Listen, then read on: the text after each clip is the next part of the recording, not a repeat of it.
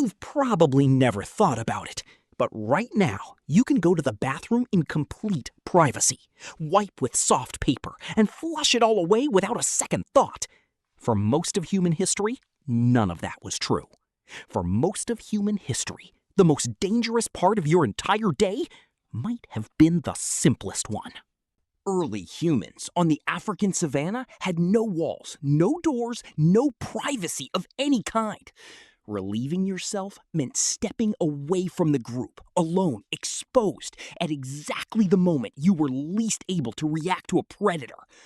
Anthropologists studying modern hunter-gatherer groups have observed this same calculated risk today. People choosing daylight hours, traveling briefly in pairs, all to reduce the danger of one vulnerable moment alone. There was no paper. Leaves, smooth stones, water, or grass served the purpose, depending on what the environment offered. Waste was left far enough from camp to avoid disease and the predators it could attract. That single instinct, distance, and disposal is arguably the earliest form of sanitation on Earth. Fast forward to one of the first true civilizations, and something remarkable appears. In Mohenjo-Daro, a city of the Indus Valley civilization dating back over 4,000 years, archaeologists have uncovered brick-lined drains running beneath the streets, connected to individual homes with actual seated toilets built into the floor.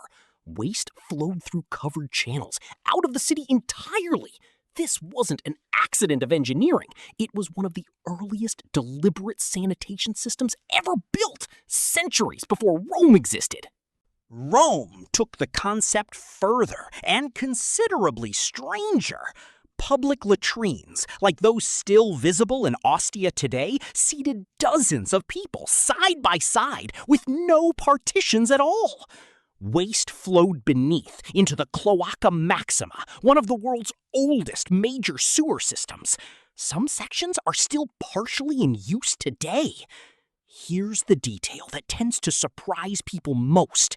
Instead of paper, Romans commonly used a tersorium, a sponge fixed to the end of a stick, rinsed in a shared trough of water running along the latrine floor. Shared and reused by everyone seated there. Then Rome fell, and in much of Europe, this knowledge didn't gradually improve, it regressed. Medieval towns largely abandoned centralized sewage entirely. Chamber pots were used indoors, then emptied directly out of windows into the street below. Castles employed garderobes, small stone latrines built into outer walls, allowing waste to drop directly into the moat or a ditch below. It solved the immediate problem. It created an entirely new one downstream, literally. Historians studying the period have connected this kind of unmanaged waste directly to repeated outbreaks of disease, since nobody yet understood the link between contaminated water, filth, and illness. That understanding wouldn't fully arrive for centuries, and when it finally forced change, it happened through crisis, not foresight. By 1858, London's River Thames had become an open sewer for a city of over 2 million people. That summer, an unusually severe heat wave combined with the smell into what became known as the Great Stink. The odor was reportedly severe enough to disrupt sessions of Parliament located directly along the riverbank.